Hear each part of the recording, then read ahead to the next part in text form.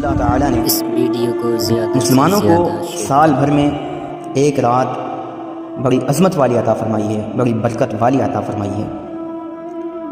اور اس کی عظمت و برکت کا اس چیز سے اندازہ لگائیے کہ اللہ تبارک و تعالیٰ نے قرآن مجید میں پوری ایک سورت اس رات کے نام سے نازل فرمائی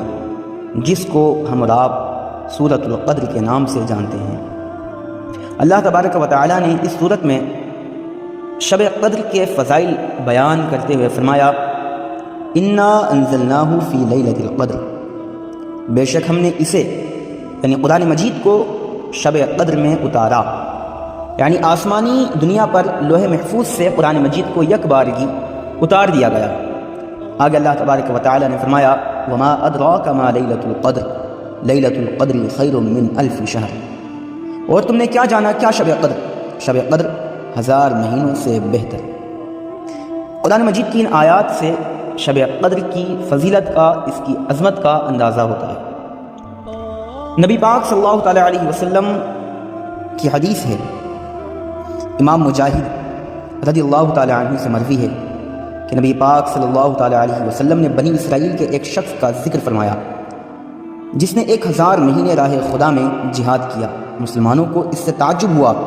تو اللہ تعالیٰ نے یہ آیت نازل فرمائی اور مسلمانوں کو شب قدر عطا فرمائی۔ شب قدر کی فضیلتیں احادیث سے بھی ظاہر ہیں، چنانچہ بخاری شریف کی حدیث ہے، حضرت ابو ہریرہ رضی اللہ تعالیٰ عنہ سے روایت ہے، رسول کریم صلی اللہ تعالیٰ علیہ وسلم نے ارشاد فرمایا کہ جس نے اس رات میں ایمان اور اخلاص کے ساتھ شب بیداری کر کے عبادت کی تو اللہ تعالیٰ اس کے پچھلے گناہوں کو بخش دیتا ہے۔ حضرت انس بن مالک کی روایت سنن ابن ماجہ میں موجود ہے کہ رمضان کا مہینہ آیا تو نبی پاک صلی اللہ تعالیٰ علیہ وسلم نے ارشاد فرمایا بے شک تمہارے پاس یہ مہینہ آیا ہے اور اس میں ایک ایسی رات ہے جو 1000 مہینوں سے بہتر ہے۔ جو شخص اس رات سے محروم رہ گیا وہ تمام نیکیوں سے محروم رہا، اور محروم وہی رہے گا جس کی قسمت میں محرومی ہے۔ یہ بات یقینی ہے کہ شب قدر سال میں صرف ایک مرتبہ آتی ہے، اور احادیث سے یہ بات ثابت ہے کہ شب قدر رمضان المبارک کے آخری عشرے اور آخری عشرے کی طاق راتوں میں ہوتی ہے۔ چنانچہ بعض علماء کا قول ہے کہ شب قدر رمضان المبارک کی 27ویں شب میں ہوتی ہے۔ لیکن شب قدر کو اتنا پوشیدہ کیوں رکھا گیا؟ پوشیدہ رکھنے کے چند اسباب، چند وجوہات امام فخر الدین رازی رحمۃ اللہ تعالیٰ علیہ بیان فرماتے ہیں، اور وہ یہ ہیں کہ اللہ تبارک و تعالیٰ نے شب قدر کو اس لیے پوشیدہ رکھا گویا انسان شہوت کے غلبے کی وجہ سے شب قدر کو جانتے ہوئے بھی اگر اس رات کوئی گناہ کر بیٹھتا تو انجانے میں کرنے سے زیادہ جان کر کرنے کی وجہ سے اللہ تبارک و تعالیٰ کے غضب کا شکار ہوتا۔ اللہ تبارک و تعالیٰ نے اس لیے شب قدر کو پوشیدہ رکھا کہ بندہ رمضان شریف کی ہر رات کا احترام کرے اور ہر رات میں شب قدر کو تلاش کرے اور رب تبارک و تعالیٰ کی زیادہ سے زیادہ عبادت کرے۔ اللہ تبارک و تعالیٰ نے اسی طریقے سے اور بھی چیزوں کو پوشیدہ رکھا، جیسے توبہ کے قبول ہونے کا معاملہ اللہ نے پوشیدہ رکھا تاکہ بندہ اللہ سبحانہ و تعالیٰ کی بارگاہ میں زیادہ سے زیادہ توبہ کرتا رہے۔ اللہ تبارک و تعالیٰ نے موت کا معاملہ پوشیدہ رکھا تاکہ بندہ ہر لمحہ خوف کھاتا رہے۔ اگر موت کا معاملہ پوشیدہ نہ رکھا جاتا تو بندہ بے خوف ہو جاتا اور موت کا وقت قریب آتے ہی نیکوکار ہو جاتا۔ اس لیے اللہ تبارک و تعالیٰ نے بعض چیزوں کو پوشیدہ رکھا اور انہی میں سے شب قدر بھی ہے۔ اب شب قدر جب مل جائے تو کیا کرنا چاہیے؟ تو اس کے متعلق حضرت عائشہ رضی اللہ تعالیٰ عنہ فرماتی ہیں،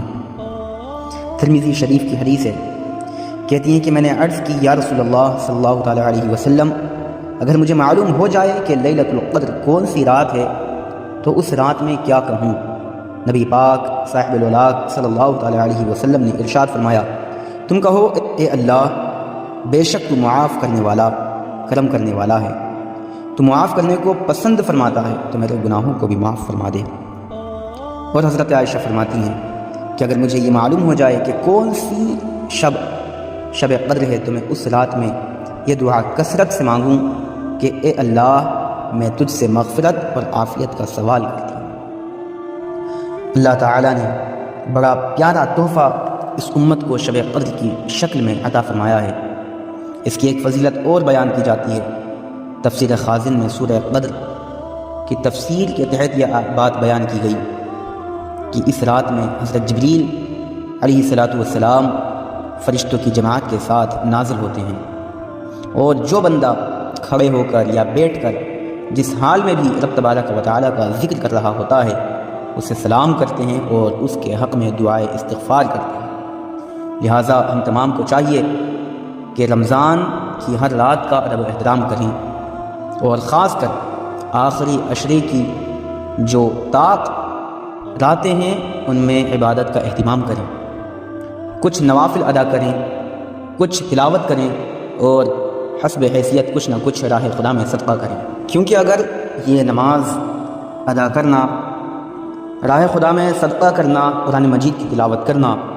اگر شب قدر میں ہو گیا، شب قدر مل گئی، تو یقین جانیں کہ وہ اس رات میں چند نوافل ادا کرنا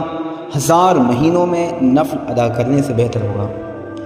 اس رات میں وہ تھوڑی سی تلاوت کرنا 1000 مہینوں میں تلاوت کرنے سے بہتر ہوگا، اور اس رات میں راہ خدا میں کچھ خرچ کرنا 1000 مہینوں میں خرچ کرنے سے بہتر ہوگا۔ لہذا کوشش کریں، اللہ تبارک و تعالیٰ سے مغفرت طلب کریں، اور تمام مسلمانوں کو دعا میں یاد رکھیں۔ اللہ تعالیٰ ہم تمام کو اس مبارک رات کا صدقہ عطا فرمائے،